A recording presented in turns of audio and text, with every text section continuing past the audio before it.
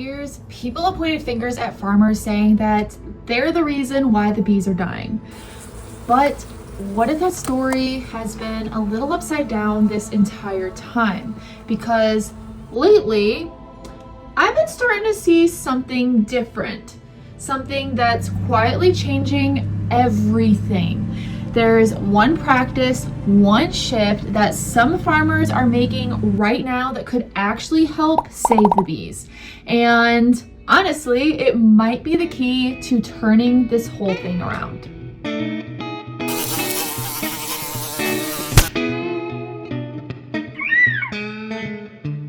But to understand what's happening to the bees today, we had to take a look back at history. Back when America was just coming out of the World War II. We had just won the war, the nation was booming, and some of the biggest advancements in chemistry and an industry originally designed for war were about to be turned loose on American farmland. Leftover factories that once made explosives and chemical weapons were being repurposed to produce synthetic nitrogen fertilizers, herbicides, pesticides, and fungicides. The common chemical that I know a lot of you have probably heard about, DDT, was one of the first widely used insecticides, hailed as like a miracle chemical, and that was followed by others like 2,4-D, which was originally developed during the war to kill enemy crops. I have a video talking about 2,4-D and about dicamba that really goes in depth on its effects, so if you want to check that out, I'll put it right up here. But anyways, by the 1950s and the 60s, these tools were sold as the future of farming. They made it possible to grow more food faster and with less labor. But there was a cost, and one that we didn't fully understand at the time. So with chemicals handling the weeds, farmers no longer needed diverse rotations. They planted a single crop across thousands of acres. So that was your corn, your soy, your wheat. At the same time, land was being cleared at an unprecedented rate. Native prairies, wildflower meadows, hedgerows, all being ripped up to make room for uniform, chemically managed fields. We weren't just changing how we farmed, we were changing the entire landscape. And the wild pollinators, bees, butterflies, solitary wasps, well, they had nowhere to go. For honeybees, this meant fewer diverse food sources. The flowers they used to rely on, well, they were gone. Replaced by fields that bloom all at once, and then, well, nothing. A complete desert in terms of food.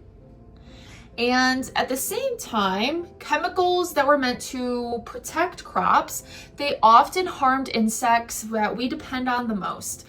Pesticide exposure, fungicides that disrupt gut microbes, herbicides that wipe out native flora. It's pretty much a perfect storm. So the decline wasn't immediate, but it was pretty steady.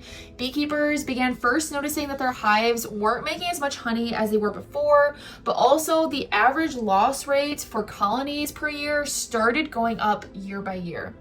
And now the beekeeping industry has pretty much came to terms with that we're just going to keep having 1 to 2 huge crashes every decade. I have talked to many beekeepers that have way more experience than I do and that have been beekeeping for 40 years, 50 years, and hearing their stories is pretty wild. A lot of them have talked about the days when stark thistle covered the hills. One of my friends, he used to go up to the northern Michigan to chase star thistle. Well, can't really do that anymore because it's not there anymore.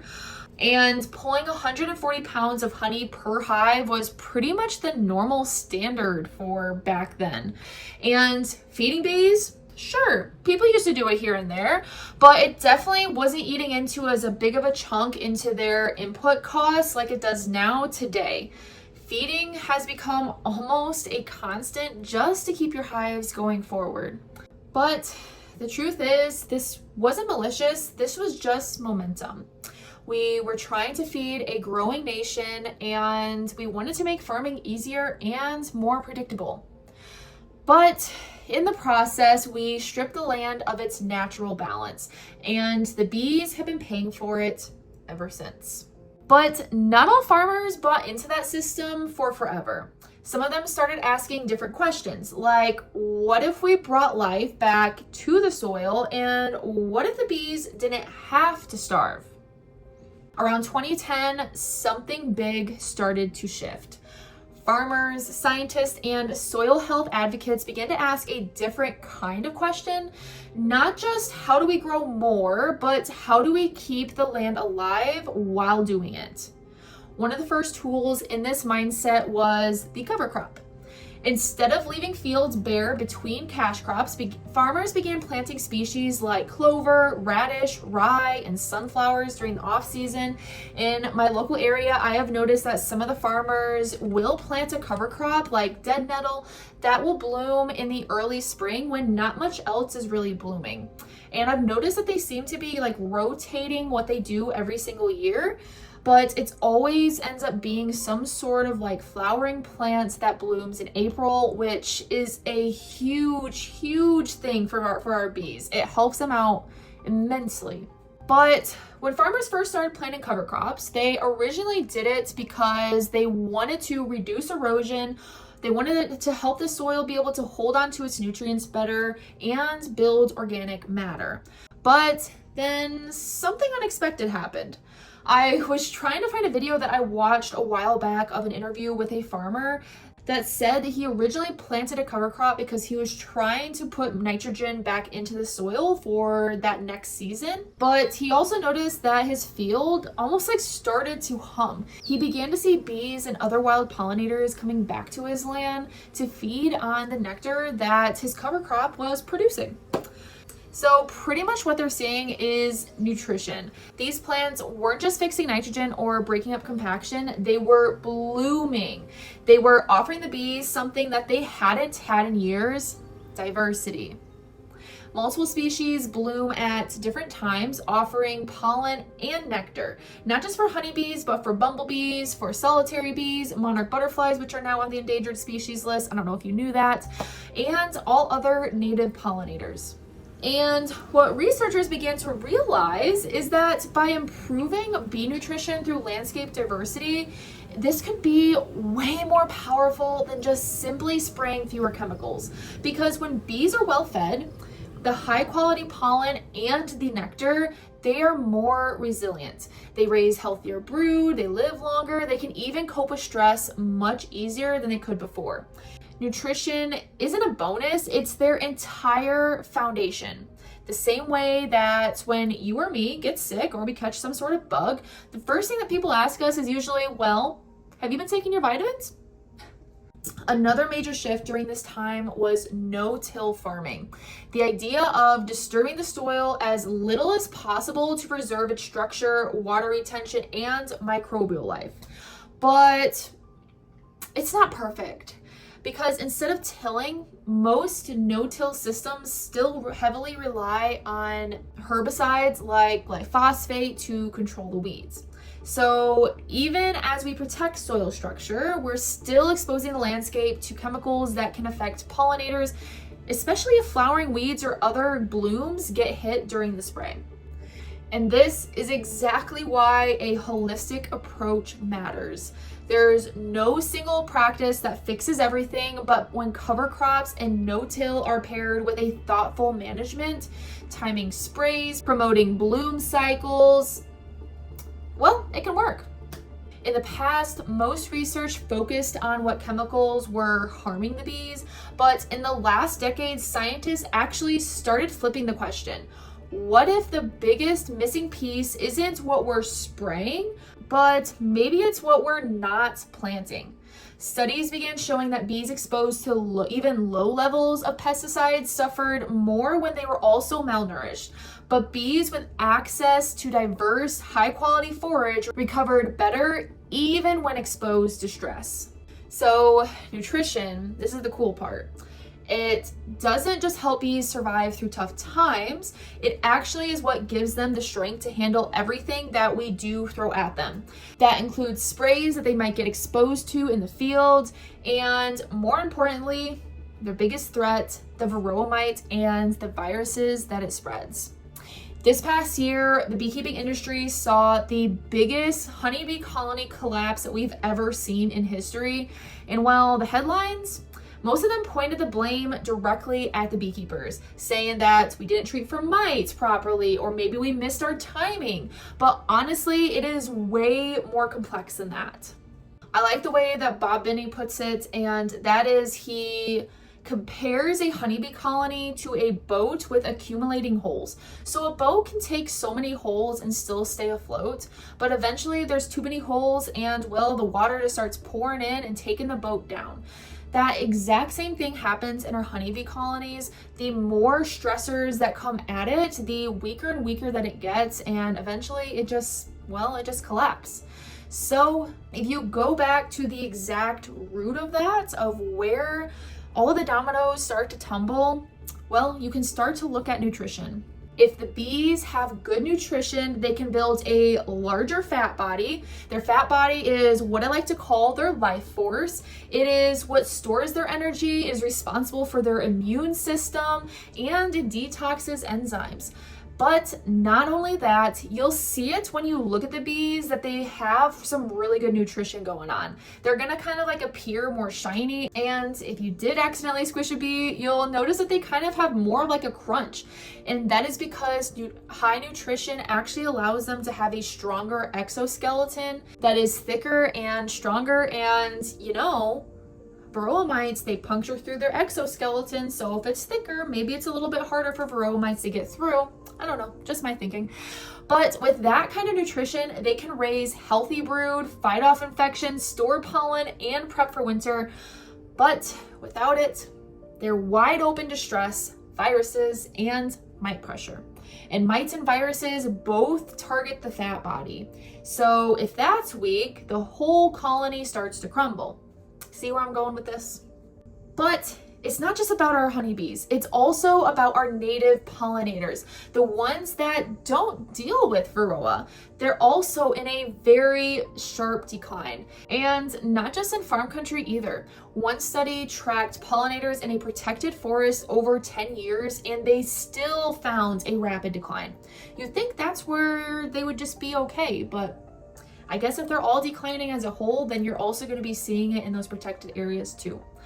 So that tells me that this isn't just about mites. This is about something way bigger, a system level problem, a landscape wide nutrition crisis. And if our wild pollinators are disappearing, you better believe our honeybees are going to feel it too. So in other words, it's not just about eliminating toxins and sprays, it's about rebuilding nutrition, and that begins with plants, with blooms, and you guessed it, with the soil. I got a good one here. Yeah. All right, so cover crops. I'm a believer in cover crops. And for me, the cover crop is all about the bees, and that's what I tell almond growers. Ideally, I would have flowering species in this orchard in the middle of January. Okay. So when the bees arrive, they've got pollen load here available for them to bring into the hive and flourish. Mm-hmm. In advance of the almond bloom. The thing I don't like about cover crops is gophers. Oh. I can make hats out of the gophers I catch in this field. I know how to grow gophers. There's a concern with some growers that, well, the bees are working the cover crop, they're not on my trees. Dead wrong. And I proved that to my stepson this year because I had a wonderful crop on these trees. And I said, hey, Brandon, they obviously work the trees and weren't worried about the cover crop. Yeah. Said, yeah, it was true. When the bee is done working the trees at the end of the day, after she stripped that day's pollen off, they're going to go looking for something. Exactly. I want to anchor them here. Mm-hmm. Okay. I don't want them going out and getting in trouble somewhere else. Yep. In my case, I've got growers on both sides of me that have self-fertile varieties and don't put bees in them. I want to anchor my bees here. Yep. So I use this cover crop to help accomplish that. Another fear of cover crops, we know through experimentation that any vegetation on the orchard floor reduces the ability of the soil to absorb sunlight and heat during the day, which we would then radiate back out at night. In other words, vegetation of the crop can increase our susceptibility to frost. Oh, okay. So when growers bring that up, I said, look, if you're in a condition where your stage of development of the trees is where you're susceptible and the conditions are starting to chill down, take the cover crop out, terminate it. Yeah. Okay, take it out because you've served its main purpose. Yeah. To me, the soil health benefits are cool, but that's the gravy. That's the icing.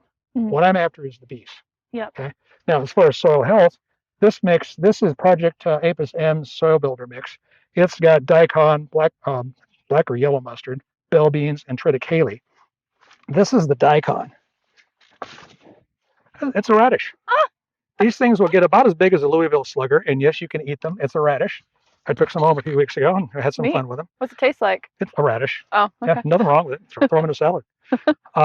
They will get huge. Now, humorous story on my part, I'll take this thing off with a flail mower. I will mow it down literally to a 1/4 inch, grind everything up. So last year I'm driving through the orchard in the middle of summer and there's these holes out there about that big around. Like, what's that hole? It's not a gopher. It's not voles. Like, oh, that's where the daikon decomposed, leaving that hole. This is good for water penetration. This is good for breaking up soils. Okay, yeah. Something like this. The triticale is basically a hybrid wheat. It's got good root structure, but this daikon really opens that ground up. Plus, it's great organic matter on the surface, and it's great forage for the bees. Yeah, exactly. You said that this did not perform how you were wanting to this year, though. Why is that? Ideally, I would plant this cover crop at the end of September, first part of October. Okay. So harvest timing will determine when you get to plant. This went in, I recall, it was like the 10th of October. So what does this all mean for the future of farming and for bees? Well, one thing is becoming clear. If we want pollinators to survive, farmers need support, not just to grow crops, but to grow life. The USDA has actually started stepping up through the Natural Resources Conservation Service. They've created programs that pay farmers to restore and protect pollinator habitat. One of the biggest is called EQIP, the Environmental Quality Incentive Program. It helps cover the cost of planting cover crops, reducing tillage, and adding wildflower strips, windbreaks, and hedgerows. All the things that brings bees back to the land. There's also the Pollinator Habitat Initiative and programs like CSP, the Conservation Stewardship Program, that actually rewards farmers for continuing to protect soil, water, and biodiversity. These aren't just handouts. This is about paying farmers for ecosystem services, the benefits their lands provide to all of us. So when a farmer plants a cover crop, they're not just fixing nitrogen into the soil, they're feeding pollinators. When they reduce tillage, they're protecting soil structure and preserving ground nesting bee habitat. And when they add flower strips, they're keeping an entire food web alive. That has real value, and the good news is change is already happening. Now, what about the beekeepers like me? Well, we notice too, and we talk. Before signing a contract, one of the first things that we ask is, does this farm support forage?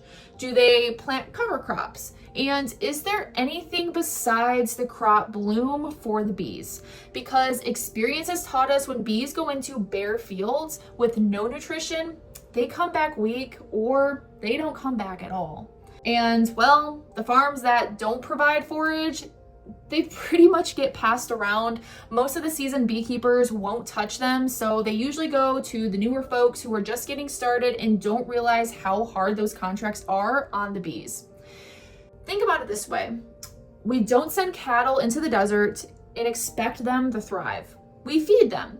And bees really are no different. If bees are livestock, then nutrition has to be a foundation. And farmers, for the first time in 100 years, are starting to feed them again. Not with sugar syrup, not with artificial diets, but with cover crops, with blooms, and real forage grown from a healthy soil. All right, so I talked about a lot in this.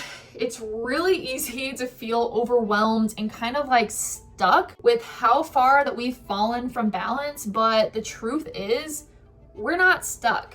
The land still remembers how to heal, and so do we. So every wildflower planted, every cover crop grown, every conversation between a farmer and a beekeeper, it all adds up. This isn't just about saving the bees, it's about rebuilding something better from the soil up. And that change doesn't have to start big. Maybe it's planting a patch of clover. Maybe it's asking your local farmer if they use cover crops. Or maybe it's something like sharing this video with somebody who needs to see it. Because when we work with nature, not against it, we don't just grow food, we grow life, we grow hope, and we grow a future that actually blooms. So thank you so much for sticking with me through this entire video. You know, I'm actually feeling pretty optimistic about where we're at and where we're going. I think that there is a lot of hope in healing our land and potentially creating an environment that pollinators can also thrive in too. So with that, I am Emily from BeFit Beekeeping. Thanks for being a part of the change, and don't forget, don't quit and be fit. I'll see you guys in the next one.